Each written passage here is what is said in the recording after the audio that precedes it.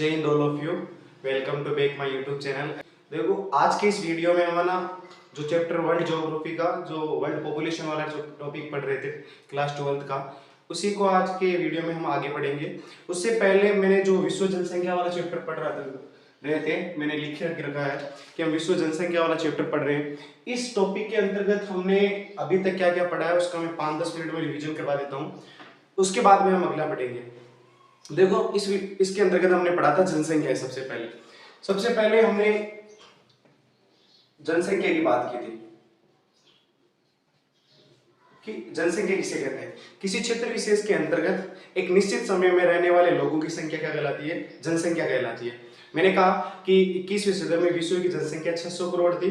वर्तमान विश्व की जनसंख्या 8 अरब है लगभग। इसके अलावा 2013 के अनुसार विश्व की जनसंख्या 714 करोड़ थी।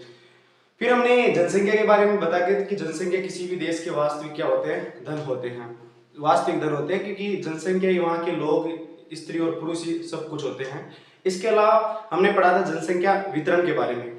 मैंने कहा जनसंख्या वितरण किसे कहते हैं। जनसंख्या वितरण के बारे में बता रहा था आपको, तो मैंने एक बात कही थी कि वितरण किसे कहते हैं, यानी भूपृष्ठ पर जनसंख्या का फैलाव क्या कहलाता है? वितरण कहलाता है। फिर मैंने ये समझाया था कि भूपृष्ठ पर जनसंख्या का जो वितरण है ना, जो फैलाव है ना, वो असमान रूप से पाया जाता है संपूर्ण पृथ्वी पर। इसका एक बहुत एशिया के संदर्भ में एक कथन था। किसके संदर्भ में? ध्यान रखना, एशिया के संदर्भ में। और मैंने वो कथन जॉर्ज बी क्रेसी महोदय का बताया था कि जॉर्ज बी क्रेसी ने एशिया के संदर्भ में बहुत अच्छा कथन दिया था। उन्होंने कहा एशिया के बहुत अधिक स्थानों पर कम लोग और कम स्थानों पर बहुत अधिक लोग निवास करते हैं। तो इसके माध्यम से ये देखा जा सकता है कि एशिया में या पूरे विश्व में जनसंख्या का असमान वितरण पाया जाता है। इसके अलावा ये भी है कि एशिया के या विश्व के 90% क्षेत्रफल पर 10% जनसंख्या निवास करती है। स्थलमंडल की बात कर रहे हैं हम। जनसंख्या वितरण के बाद में हमने ये देखा जनसंख्या में कि जनसंख्या में दुनिया के टॉप 10 देशों में विश्व की 60% जनसंख्या निवास करती है। दुनिया के टॉप 10 देशों में विश्व की 60% जनसंख्या निवास करती है। उनमें से 6 देश एशिया महाद्वीप में स्थित है। हम उनके बारे में बातचीत कर रहे थे, तो उनमें मैंने बताया था आपको कि विश्व में टॉप 10 देश पर पहला देश आता है, आपको पता है चीन के बाद में आता है, चीन के बाद में भारत के बाद में अमेरिका के बाद में इंडोनेशिया, फिर ब्राजील के बाद में पाकिस्तान, नाइजीरिया, बांग्लादेश, इसके अलावा रशिया और मेक्सिको। ये टॉप 10 देश थे। इनमें से 6 देश किसके थे? एशिया महाद्वीप के थे। फिर हमने जनसंख्या वितरण को प्रभावित करने वाले कारकों के बारे में पढ़ रहे थे कि जनसंख्या वितरण को प्रभावित करने वाले कारक कितने होते हैं? 3। भौतिक कारक हो गया, आर्थिक कारक, सामाजिक और सांस्कृतिक कारक। हमने भौतिक कारक में पढ़े थे कि भौतिक कारक में 4 कारक होते हैं। कौन सा? पहला जल की उपलब्धता था, जलवायु था, इसके अलावा ऊंचाई या भू-आकृति कह सकते हैं हम, और इसके अलावा मृदा। 4 टॉपिक थे, इनके बारे में हम अध्ययन कर चुके थे।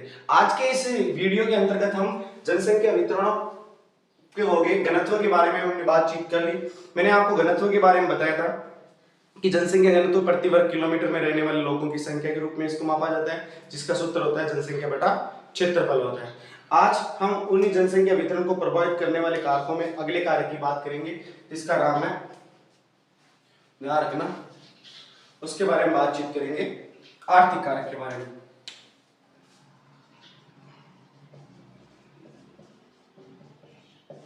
आर्थिक कारक में 3 महत्वपूर्ण कारक है। कौन कौन से 3 महत्वपूर्ण कारक है? इसमें पहला कारक है, आर्थिक कारक की बात करेंगे। इसमें पहला कारक है खनिज। देखो खनिज क्या है? किसी भी क्षेत्र की जनसंख्या को खनिज किस प्रकार से प्रभावित करता है? देखो विश्व में बहुत सारे खनिज के निक्षेप वाले भंडार पाए जाते हैं। वो क्षेत्र क्या है? उद्योगों को आकर्षित करते हैं। ध्यान रखना, वो क्षेत्र किसको आकर्षित करते हैं? उद्योगों को आकर्षित करते हैं। वहां पर जब खनन से संबंधित गतिविधियां होगी, उद्योग से संबंधित गतिविधियां होगी, तो वो गतिविधियां रोजगार को उत्पन्न करेगी। जब वो गतिविधियां रोजगार को उत्पन्न करेगी तो उस क्षेत्र में लोग वहां पर अधिक आकर्षित करेंगे और जनसंख्या वहां पर क्या हो जाएगी? सघन बस जाएगी। तो यही बात है, ध्यान रखना, खनिज निक्षेपों से युक्त क्षेत्र,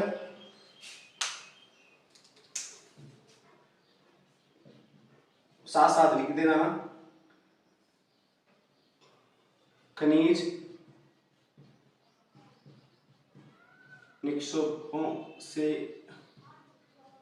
युक्त क्षेत्र, खनिज निक्षेपों से युक्त क्षेत्र उद्योगों को आकर्षित करते हैं, उद्योगों को आकर्षित करते हैं।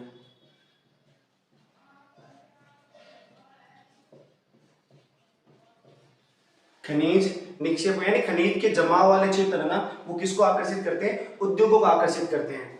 और खनन और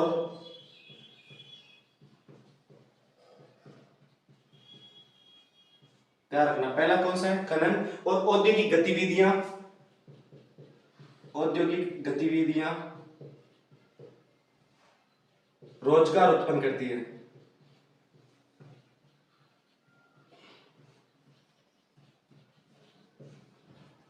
खनन और औद्योगिक गतिविधियां क्या करती है? रोजगार उत्पन्न करती है। अतः कुशल और अर्धकुशल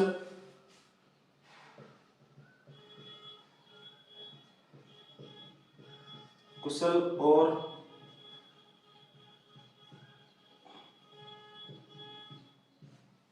अतः कुशल और अर्धकुशल कर्मी इन क्षेत्रों,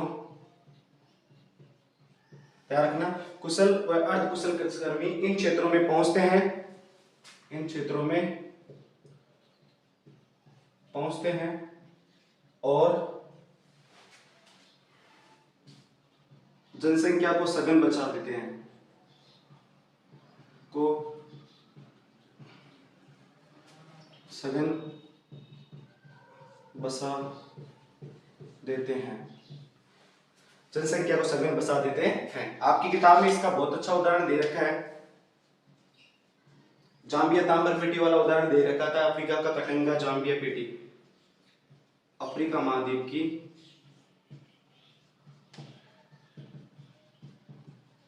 जाम्बिया ताम्र पेटी, इसका सबसे बड़ा उदाहरण है, ध्यान रखना। तो खनिज कैसे? खनिज निक्षेपों से युक्त क्षेत्र होते हैं जो उद्योगों को क्या करते हैं? आकर्षित करते हैं और इन खनन और औद्योगिक गतिविधियां रोजगार उत्पन्न करती है। अतः कुशल और अर्धकुशल, मैं बता रहा हूं कुशल श्रमिक वो, अर्धकुशल तीन प्रकार के होते हैं, एक अकुशल होते हैं, एक अर्धकुशल होते हैं, एक कुशल श्रमिक होते हैं। इन श्रमिकों को वो क्या करेंगे? रोजगार उत्पन्न करेंगे, तो बहुत सारे लोग आकर इसमें क्या रहने लग जाएंगे, तो उस क्षेत्र में जनसंख्या को अधिक बढ़ा सकते हैं। क्या खनिज है ना, लोगों को आकर्षित करते हैं, रोजगार के साधन उपलब्ध कराते हैं, जैसे खनन और औद्योगिक संबंधी वहां पर गतिविधियां उत्पन्न होती है जिसकी वजह से रोजगार उत्पन्न होता है वहां पर। अगला है नेक्स्ट, इसमें नगरीकरण। हम बात करें सेकंड की, नगरीकरण की।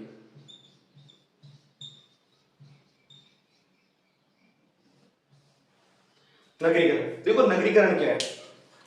नगर रोजगार के बेहतर अवसर उपलब्ध कराता है, ध्यान रखना।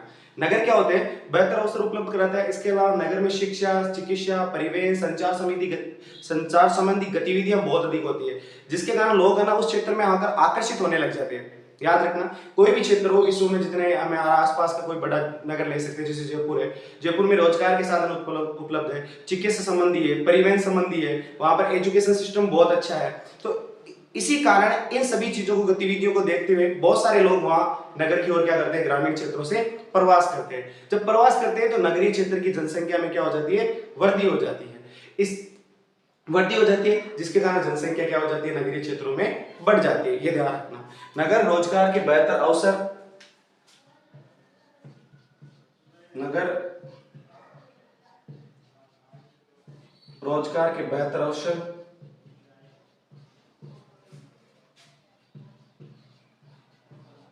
बेहतर अवसर,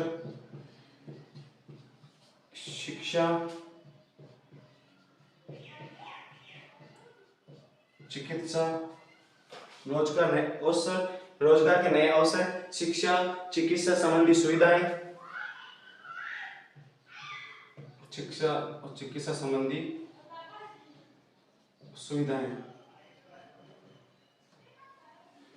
सुविधाएं, परिवहन और संचार, परिवहन और संचार, परिवहन और संचार, परिवहन और संचार के साधन आदि जनसंख्या को नगरों की ओर आकर्षित करते हैं। परिवहन और संचार आदि संसाधन जनसंख्या को नगरों की ओर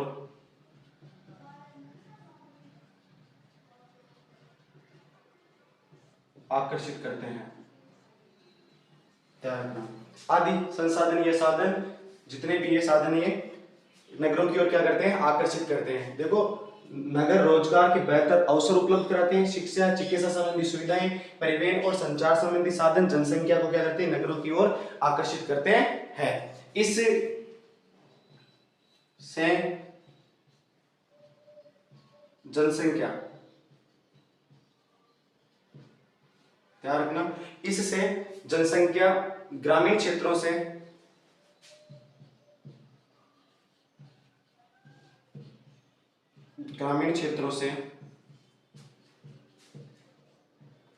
नगरीय क्षेत्र की ओर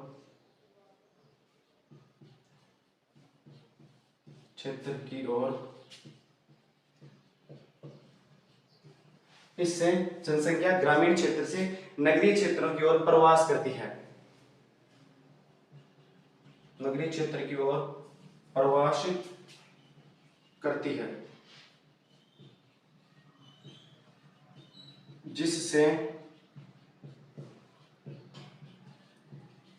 नगरीय क्षेत्र में सघन जनसंख्या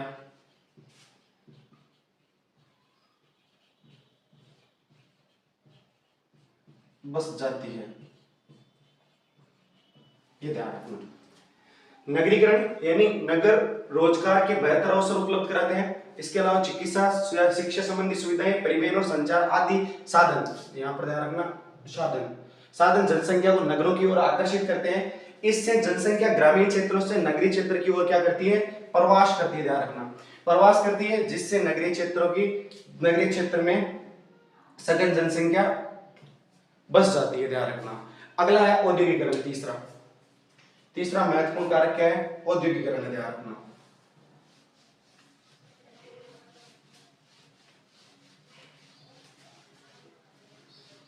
आर्थिक कारक में तीसरा है औद्योगिकरण।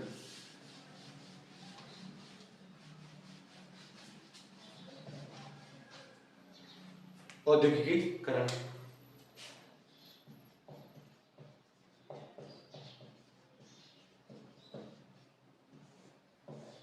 ये क्या है, देखो औद्योगिकरण का मतलब क्या होता है, औद्योगिकरण से तात्पर्य क्या होता है, ये औद्योगिक पेटियां होती है ना, जितने भी औद्योगिकरण यानी विश्व के जितने खनन वाले क्षेत्र है उसके पास उद्योगों का विकास होता है। जैसे मैं बता रहा हूं आपको, टिस्को, इसको, विस्को, राउरकेला, भिलाई और बोकारो और दुर्गापुर, जितने भी अपने औद्योगिक क्षेत्र है वो आसपास के खनन युक्त क्षेत्र, लोहा ऐश की खानों के पास, कोयले की खानों के पास, इनके आसपास ही वो निवास। तो उन क्षेत्रों में क्या है, ये औद्योगिक पेटियां होती है ना, जितने भी औद्योगिक क्षेत्र रहते हैं ये लोगों को रोजगार के अवसर उपलब्ध कराते हैं।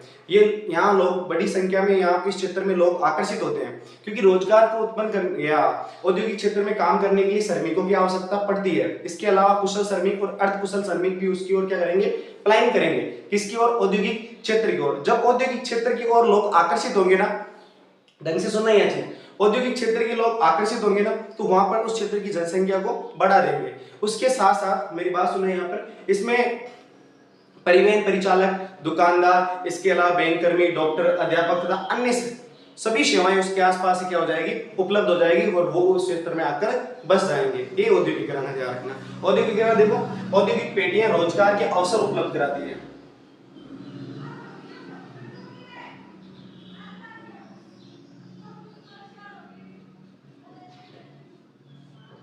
औद्योगिक पेटियां, ध्यान रखना, औद्योगिक पेटियां रोजगार के अवसर उपलब्ध कराती है, रोजगार के अवसर उपलब्ध कराती है। ध्यान रखना, औद्योगिक पेटियां रोजगार के अवसर उपलब्ध कराती है और बड़ी संख्या में लोगों को आकर्षित करती है, और बड़ी संख्या में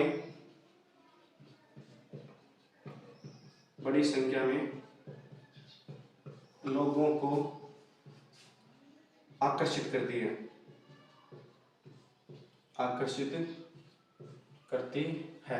कौन, औद्योगिक पेटियां बड़ी संख्या में लोगों को आकर्षित करती है। इसमें परिवहन चालक, इसमें परिवहन चालक, बैंक कर्मी, चिकित्सा कर्मी, बैंक कर्मी, चिकित्सा कर्मी, अध्यापक यानी चिकित्सक,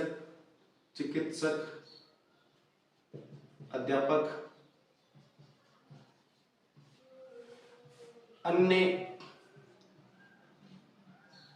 सेवाएं भी उपलब्ध होती है,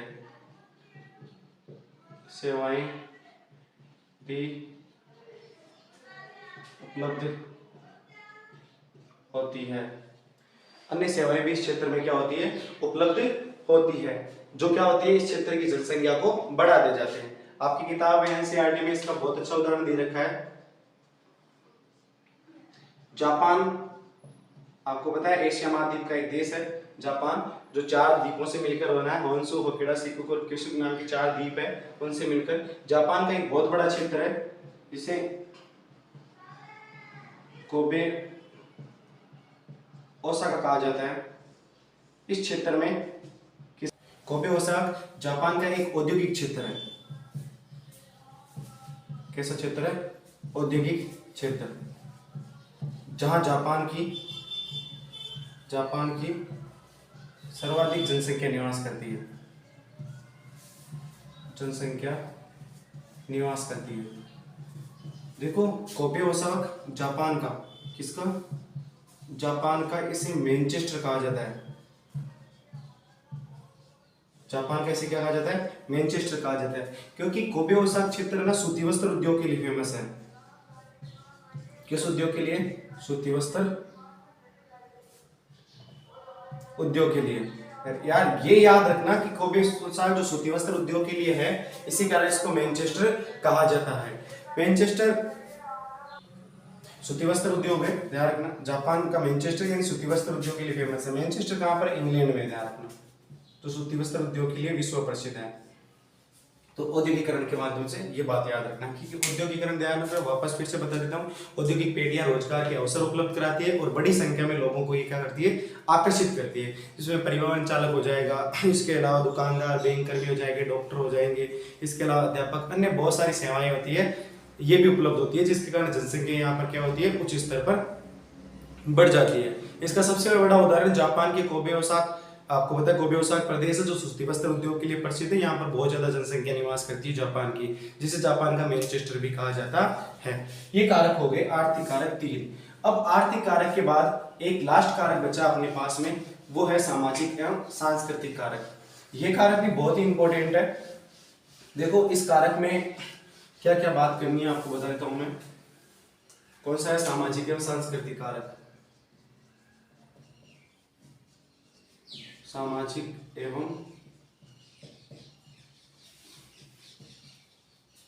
सांस्कृतिक कारक, ये तीसरा कारक है जनसंख्या वितरण को प्रभावित करने वाला महत्वपूर्ण कारकों में से एक है। देखो कुछ स्थान धार्मिक और सांस्कृतिक महत्व के होते हैं। बहुत सारे स्थान हैं जो सामाजिक और धार्मिक महत्व के होते हैं। महत्व के होने के कारण वहां पर लोगों को वो क्या करते हैं, आकर्षित करते हैं। जैसे आप देख सकते हो सऊदी अरब देख सकते हो दुनिया में, अगर जहाँ मक्का मदीना, इसके अलावा काबा शरीफ, उसके अलावा भारत में देखो तो जैसे बनारस हो गया, इसके अलावा केदारनाथ हो गया, बहुत सारे ऐसे स्थान है धार्मिक स्थान जहाँ पर शांति बनाई रहती है। तो उन स्थानों पर लोग रहना ज्यादा पसंद करते हैं, वो क्षेत्र जनसंख्या को आकर्षित करते हैं। लेकिन बहुत सारे क्षेत्र राजनीतिक रूप से अशांत होते हैं, तो उन क्षेत्रों में जनसंख्या क्या करती है, वहां से प्रवास करना स्टार्ट कर देती है, यानी उन स्थानों को छोड़ना प्रारंभ कर देती है। जिसके कारण याद रखना लोग उन्हीं क्षेत्रों में रहने के लिए प्राथमिकता देते हैं जिन क्षेत्र में राजनीतिक रूप से शांति, धार्मिक रूप से बहुत ही अच्छा क्षेत्र हो, उन क्षेत्रों में लोग रहना पसंद करते हैं। तो ये ध्यान रखना, इसके अंतर्गत धार्मिक, ध्यान रखना ये धार्मिक व सांस्कृतिक महत्व के, धार्मिक व सांस्कृतिक महत्व के, ध्यान रखना कुछ क्षेत्र होते हैं धार्मिक और सांस्कृतिक महत्व के कारण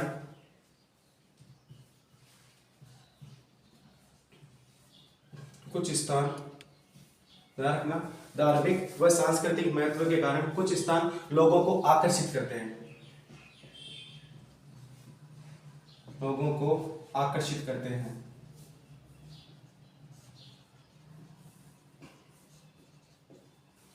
यानी धार्मिक और सांस्कृतिक महत्व के कारण कुछ स्थान लोगों को आकर्षित करते हैं, लेकिन बहुत सारे क्षेत्र अशांत होते हैं, लेकिन बहुत से क्षेत्र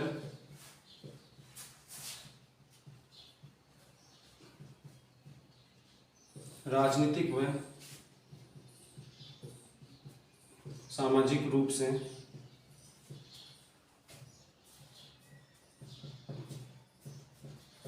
अशांत होते हैं।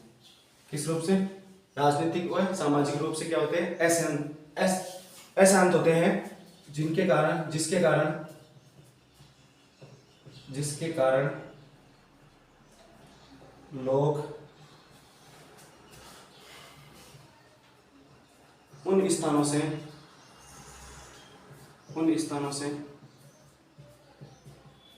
प्रवास कर जाते हैं, यानी उन स्थानों को वो लोग क्या कर देते हैं? छोड़ देते हैं। लोग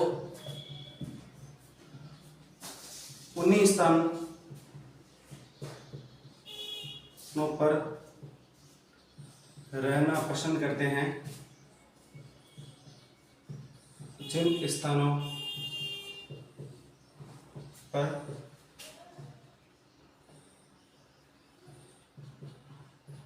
शांत वातावरण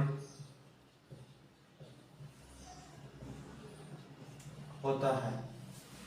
तो ऐसे बहुत सारे क्षेत्र ध्यान रखना, जो सामाजिक और आर्थिक रूप, सामाजिक और सांस्कृतिक रूप से वो कैसे होते हैं? अच्छे होते हैं। उन क्षेत्रों पर लोग रहना पसंद करते हैं। तो ये जनसंख्या वितरण को प्रभावित करने वाले अपने 3 कारक थे। तो तीनों कारक हो गए, कौन कौन से थे? ध्यान रखना, भौतिक कारक था, आर्थिक कारक था, सामाजिक और सांस्कृतिक कारक था। इसके बाद में इसमें 2-3 टॉपिक बचे इस चैप्टर के। अगला टॉपिक है जनसंख्या वृद्धि। इसमें जो महत्वपूर्ण कारक है, महत्वपूर्ण जो टॉपिक बचा है इसका, वो है जनसंख्या वृद्धि। जनसंख्या वृद्धि, देखो जनसंख्या वृद्धि किसे कहते हैं, हम इसके बारे में बातचीत करते हैं। जनसंख्या वृद्धि किसी क्षेत्र विशेष के अंतर्गत एक निश्चित समय में जनसंख्या में होने वाला परिवर्तन जनसंख्या वृद्धि कहलाता है। वापस सुनना, किसी क्षेत्र विशेष के अंतर्गत एक निश्चित समय के अंतर्गत जनसंख्या में होने वाला परिवर्तन जनसंख्या वृद्धि कहलाता है। ध्यान रखना, इसमें लोगों की संख्या में क्या होता है? एक निश्चित अवधि के दौरान परिवर्तन हो जाता है। ये परिवर्तन धनात्मक भी हो सकता है, ये परिवर्तन ऋणात्मक भी हो सकता है। इसे निरपेक्ष व प्रतिशत के रूप में व्यक्त किया जाता है। ध्यान रखना, किसी भी क्षेत्र में परिवर्तन किसी की आर्थिक प्रगति, सामाजिक उत्थान, ऐतिहासिक एवं सांस्कृतिक पृष्ठभूमि के सूचक होते हैं। ये ध्यान रखना। तो इसकी बातचीत करते हैं। देखो सुनना, परिभाषा लिखना आप, किसी क्षेत्र विशेष के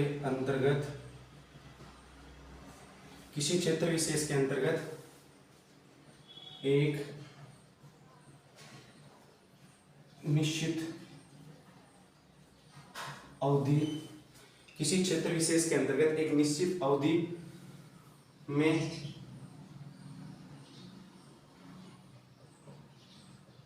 लोगों या जनसंख्या में होने वाला परिवर्तन, किसी क्षेत्र विशेष के अंतर्गत एक निश्चित अवधि में लोगों या जनसंख्या में होने वाला परिवर्तन जनसंख्या वृद्धि कहलाता है। जनसंख्या वृद्धि कहलाता है।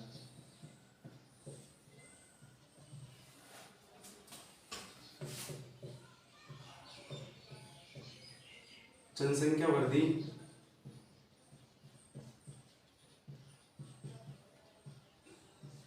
धनात्मक व ऋणात्मक, जनसंख्या वृद्धि धनात्मक व ऋणात्मक, ध्यान रखना, जनसंख्या वृद्धि धनात्मक व ऋणात्मक दोनों हो सकती है, ध्यान रखना, जनसंख्या वृद्धि धनात्मक और ऋणात्मक दोनों हो सकती है। इसे निरपेक्ष व प्रतिशत के रूप में, इसे निरपेक्ष और प्रतिशत के रूप में अभिव्यक्त किया जाता है। अभिव्यक्त किया जाता है। याद रखना। नेक्स्ट पॉइंट याद रखना, यह परिवर्तन किसी क्षेत्र की आर्थिक प्रगति, यह परिवर्तन किसी क्षेत्र की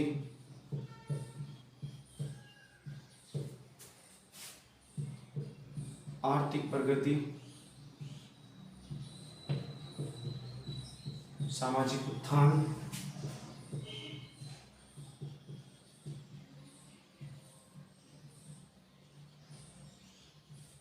आर्थिक प्रगति, इसके अलावा सामाजिक उत्थान, ऐतिहासिक और सांस्कृतिक, सामाजिक उत्थान,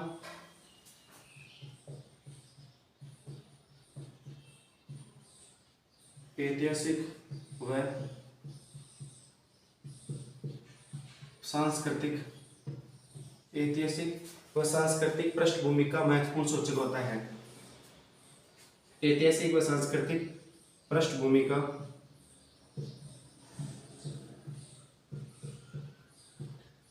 महत्वपूर्ण सूचक होती है।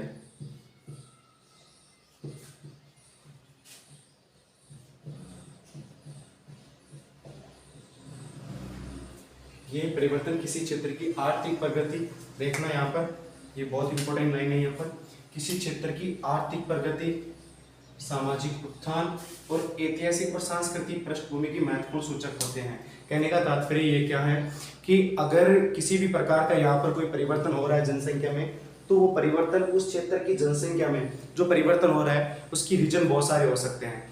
तो जैसे मान लेना उस क्षेत्र के लोगों का विकास अच्छा हो रहा है, वहाँ चिकित्सा और स्वास्थ्य संबंधी और शिक्षा संबंधी व्यवस्था अच्छी हो रही है, इसके अलावा वहाँ भोजन की आपूर्ति अच्छे से हो रही होगी, यानी ज़्यादा लोगों की पर कैपिटा इनकम भी ज़्यादा ग्रोथ कर रही होगी, यानी उन क्षेत्र में लोगों का विकास बहुत अधिक हो रहा है, तो उस क्षेत्र में जनसंख्या बढ़ना कोई बड़ी बात नहीं है, लोग प्रवास करके भी उस क्षेत्र में आ सकते हैं। जैसे मान लेना कोई क्षेत्र है पर्टिकुलर, उस क्षेत्र के अंतर्गत पहले अच्छा नहीं था, फिर धीरे धीरे वो क्षेत्र विकास करने लग गया, तो लोग उसकी ओर क्या करने लगे, आकर्षित होने लग जाएंगे और वहां उस क्षेत्र की जनसंख्या में परिवर्तन हो जाएगा। जिस क्षेत्र में लोग प्रवास करके आते हैं गंतव्य स्थान पर, तो उस क्षेत्र में जनसंख्या बढ़ जाती है। जिस उद्गम स्थान को जब छोड़कर आते हैं तो उस क्षेत्र की जनसंख्या में क्या आ जाती है, कमी। तो उस स्थान पर नकारात्मक परिवर्तन होता है, इस स्थान पर सकारात्मक परिवर्तन होता है, यही जनसंख्या वृद्धि होती है। ध्यान रखना। अब हम बात करें, ये याद रखना, ये लिख लेना इसको। अब जनसंख्या वृद्धि की भूगोल की कुछ आधारभूत संकल्पनाएं हैं, उसके बारे में बातचीत करेंगे।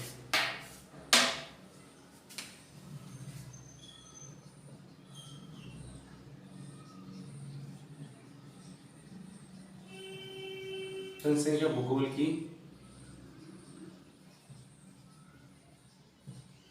आधारभूत, जनसंख्या भूगोल की आधारभूत संकल्पनाएं कौन कौन सी है, उनके बारे में हम बातचीत करेंगे। देखो, इसके अंतर्गत जनसंख्या की वृद्धि, जनसंख्या की वृद्धि दर, इसके अलावा वास्तविक वृद्धि दर, इसके अलावा धनात्मक वृद्धि दर, इसके अलावा ऋणात्मक वृद्धि दर के बारे में, इसके अलावा वास्तविक वृद्धि दर के बारे में हम क्या करेंगे, अध्ययन करेंगे। सबसे पहले इसके अंतर्गत आता है जनसंख्या की वृद्धि दर।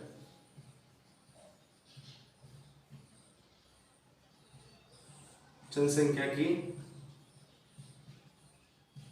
वृद्धि दर, देखो जनसंख्या की वृद्धि दर किसे कहते हैं, किसी क्षेत्र विशेष के अंतर्गत एक निश्चित, किसी क्षेत्र विशेष दो निश्चित समय अंतराल के बीच में जनसंख्या में होने वाला परिवर्तन ही जनसंख्या की वृद्धि दर कहलाता है। ध्यान रखना, वापस सुनना, कि समय के दो अंतराल के बीच में किसी क्षेत्र विशेष में जनसंख्या में होने वाला परिवर्तन, देखो मैं लिखता हूं यहां पर,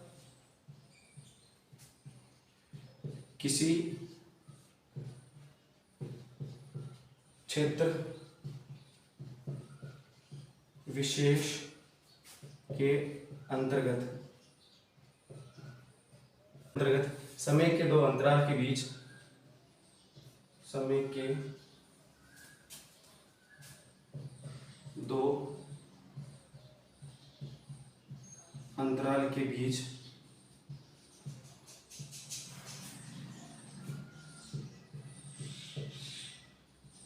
जनसंख्या में होने वाला परिवर्तन, जनसंख्या में होने वाला परिवर्तन जनसंख्या की वृद्धि दर कहलाता है, वृद्धि दर कहलाता है। कैसे? जिसे आपको मैं बताता हूँ।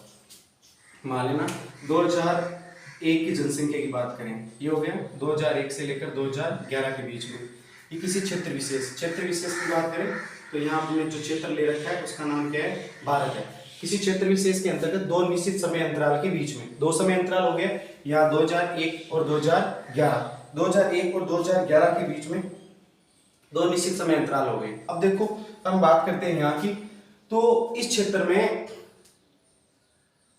जनसंख्या की बात करते हैं तो 2001 के अंतर्गत भारत की जनसंख्या 102 करोड़ थी, लगभग बता रहा हूं मैं आपको, है ना, आंकड़े कितनी थी? 102 करोड़ भारत की जनसंख्या थी। 2011 में भारत की जनसंख्या 121.02 करोड़ थी लगभग। तो मैं कह सकता हूं कि भारत की जनसंख्या में लगभग 19 करोड़, लगभग बता रहा हूं मैं, जैसे 18.45 करोड़ के लगभग इसमें जनसंख्या में वृद्धि हुई थी ये। अब आप बात यहां भी कर सकते हो, जैसे 1991 में भारत की जनसंख्या 84 करोड़ थी, कितनी थी? लगभग 84 करोड़ थी भारत की जनसंख्या। तो इनके बीच में जो होने वाला परिवर्तन है ना, वो भी क्या कहलाता है? जनसंख्या की वृद्धि कहलाता है। ये उदाहरण आप इसके अंतर्गत लिख सकते हो। अगला देखो, जनसंख्या की वृद्धि हो गई है ना, ये जनसंख्या की वृद्धि है, ध्यान रखना, वृद्धि दर नहीं है, सॉरी, जनसंख्या की वृद्धि है। नेक्स्ट है जनसंख्या की वृद्धि दर। दर को प्रतिशत के रूप में व्यक्त किया जाता है, ध्यान रखना।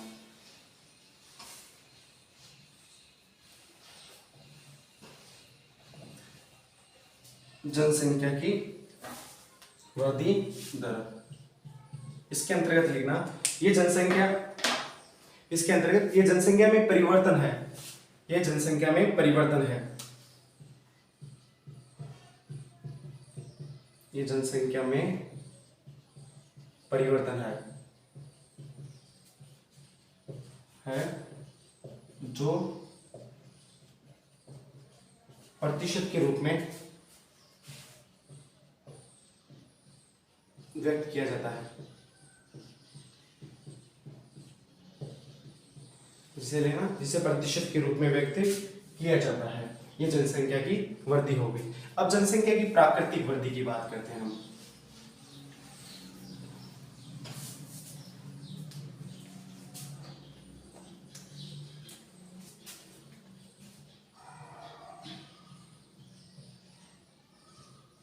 जनसंख्या की प्राकृतिक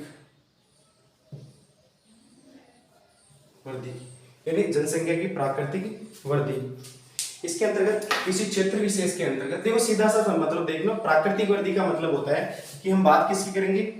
जन्म और मृत्यु की, यानी किसी क्षेत्र विशेष के अंतर्गत जन्म दर या हम कह सकते हैं मृत्यु के अंतर में बढ़ने वाली जनसंख्या को क्या कहता है? उस क्षेत्र की प्राकृतिक वृद्धि दर कहलाता है, ये प्राकृतिक वृद्धि कहलाती है। मतलब क्या होता है देखना, किसी क्षेत्र विशेष के अंतर्गत दो निश्चित समय अंतराल के बीच में, किसी क्षेत्र विशेष के अंतर्गत दो निश्चित समय अंतराल के बीच में जन्म और मृत्यु के अंतर से बढ़ने वाली जनसंख्या, जन्म और मृत्यु के अंतर से बढ़ने वाली जनसंख्या प्राकृतिक वृद्धि दर कहलाता है। तो ध्यान रखना, लिखना इसको, किसी क्षेत्र विशेष के अंतर्गत,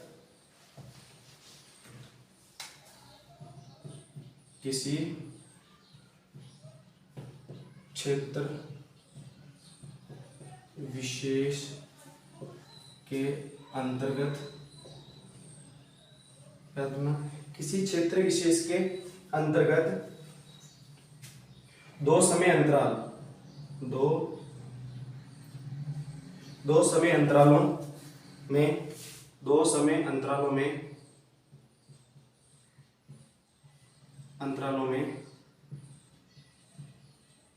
ध्यान रखना, दो समय अंतरालों में जन्म और मृत्यु से बढ़ने वाली, जन्म और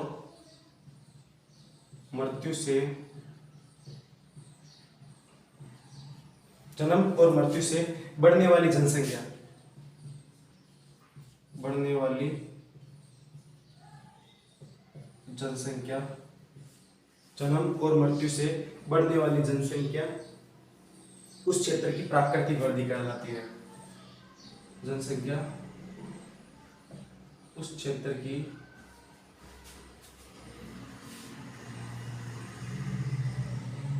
प्राकृतिक वृद्धि कहलाती है। देखो कहने का तात्पर्य क्या है, सुनना है।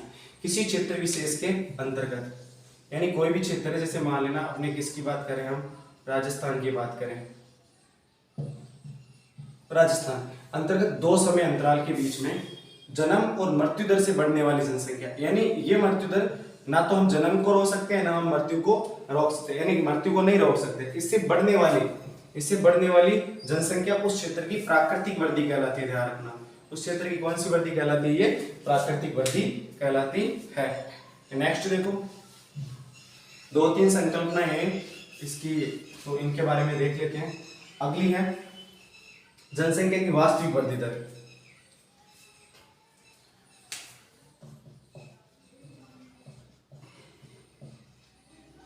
जनसंख्या की वास्तविक वृद्धि दर,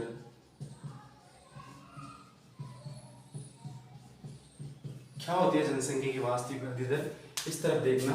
जनसंख्या की वास्तविक वृद्धि दर का मतलब ये याद रखना, जन्म माइनस मृत्यु प्लस आप्रवास माइनस उत्प्रवास,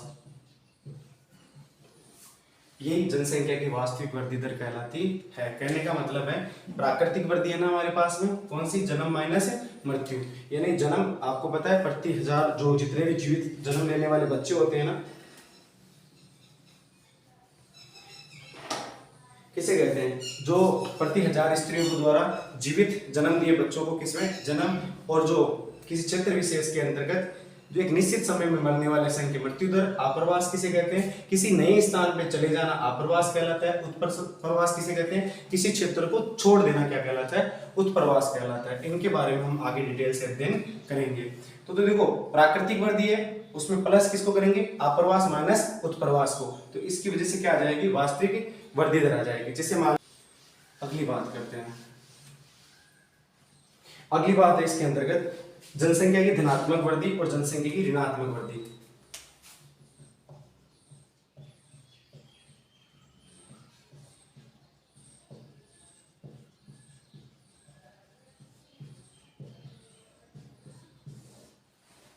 देखो जनसंख्या की धनात्मक वृद्धि किसे कहते हैं, जब किसी क्षेत्र विशेष के अंतर्गत दो निश्चित समय अंतराल के बीच में, किसी क्षेत्र विशेष के अंतर्गत दो निश्चित समय अंतराल के बीच में जन्म दर उच्च होती है और मृत्यु दर निम्न होती है, तो उसे क्या कहते हैं, ध्यान रखना, जनसंख्या की धनात्मक वृद्धि कहते हैं। देखना, किसी क्षेत्र विशेष के अंतर्गत, क्षेत्र विशेष के अंतर्गत दो निश्चित समय अंतराल के बीच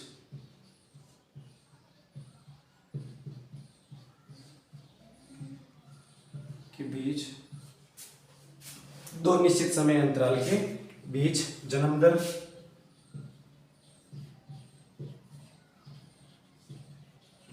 मृत्यु दर से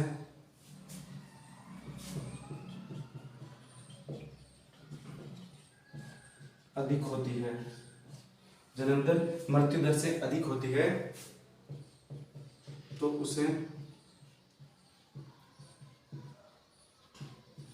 जनसंख्या की धनात्मक वृद्धि कहते हैं। तो उसे क्या कहते हैं, जनसंख्या की धनात्मक वृद्धि कहते हैं।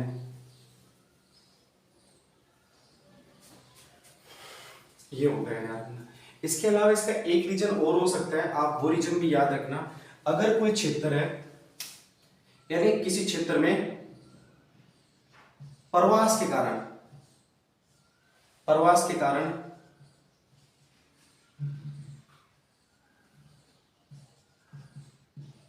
के कारण भी जनसंख्या में धनात्मक वृद्धि होती है। ध्यान रखना, प्रवास में किस क्षेत्र में धनात्मक वृद्धि होगी? गंतव्य स्थान पर होगी। ध्यान रखना, कौन से स्थान पर? गंतव्य स्थान पर। गंतव्य स्थान पर, जिस स्थान पर प्रवासी है ना जाकर रहना प्रारंभ करता है। नेक्स्ट है इसमें जनसंख्या की ऋणात्मक वृद्धि। जनसंख्या की कौन सी वृद्धि? ऋणात्मक वृद्धि।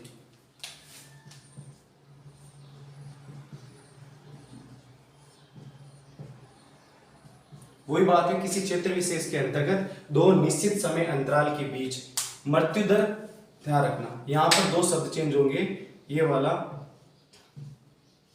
मृत्यु दर जन्म दर से,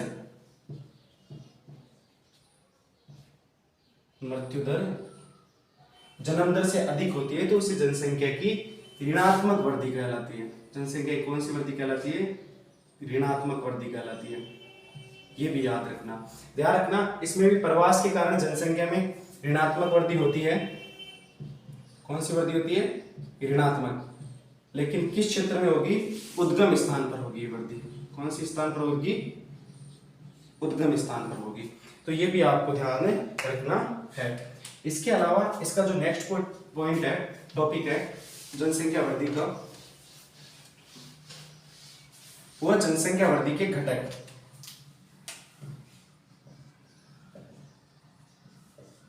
जनसंख्या वृद्धि के घटक। जनसंख्या वृद्धि के वैसे तीन घटक होते हैं। कितने घटक होते हैं? तीन घटक होते हैं। पहला हम बात करें प्रवास की, उसके बाद दूसरा जन्म, तीसरा मृत्यु। ये जनसंख्या वृद्धि के कितने घटक